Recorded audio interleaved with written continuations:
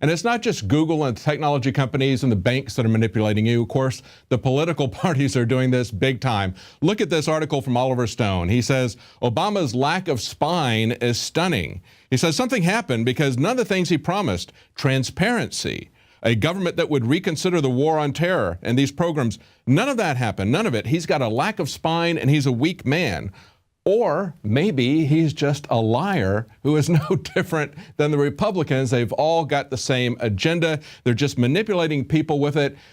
He never believed any of those promises. And as Alex pointed out, just because he's a constitutional professor doesn't mean he's going to uphold the Constitution. It just means he's more dangerous when he knows how to take it down.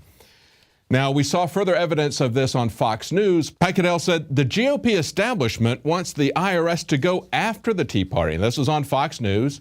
2 Democrats, 1 Republican, and they all agreed that the majority of everyone, including Democrats, sees this as a corruption issue.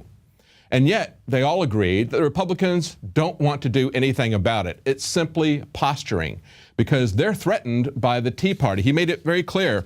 He said they're protecting the lobbying consulting class. They are preserving privileges and arrangements that benefit their people over the interests of the country. That's very true. And of course, the Republican there said, these are things that are far worse than what took down Nixon. That's what we've been saying all along. And yet the phony Republicans who are in charge, people like Mitch McConnell, John McCain, and others are doing nothing about that.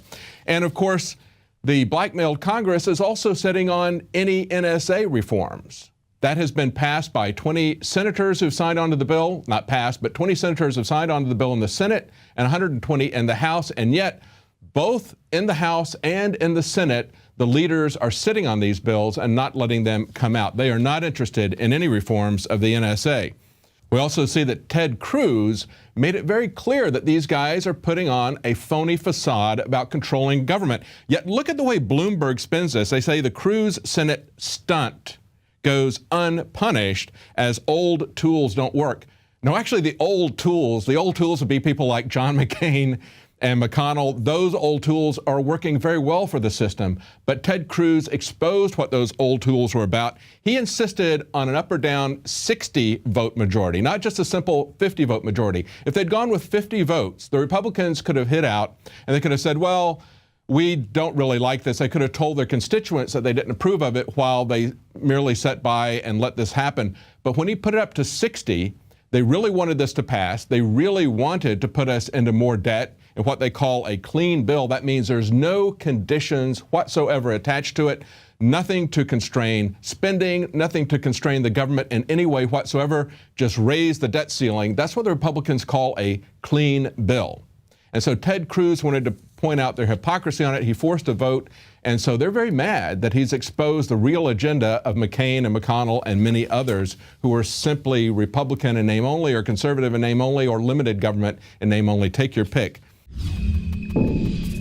The globalists have controlled the mainstream media for a long time, but now they're expanding, making the weaponization even more vicious and deceptive. All the major networks are state-run. We are partnering this year with the NFL. The NFL has become a political weapon against the Second Amendment and pushes Obamacare. MSNBC tells us that our children belong to the state. We have to break through our kind of private idea that kids belong to their parents or kids belong to their families and recognize that kids belong to whole communities. The brainwashing media machine has been turned up on high, and it's time for humanity to double down on the true people's media and strike back against the tyrants that are destroying our civilization with their lies and fraud. We are the resistance. You are the resistance. You are the InfoWar. It is more important than ever to realize that we are not the alternative media. We are the true media. The establishment dinosaur press is dying. We are in an information war, and we are losing that war. Join us at InfoWarsNews.com and PrisonPlanet.tv. Members can share their memberships with up to 11 people. By subscribing, you will literally be buying war bonds in the info war to expand our operation in the face of the tyrants. Join us at PrisonPlanet.tv.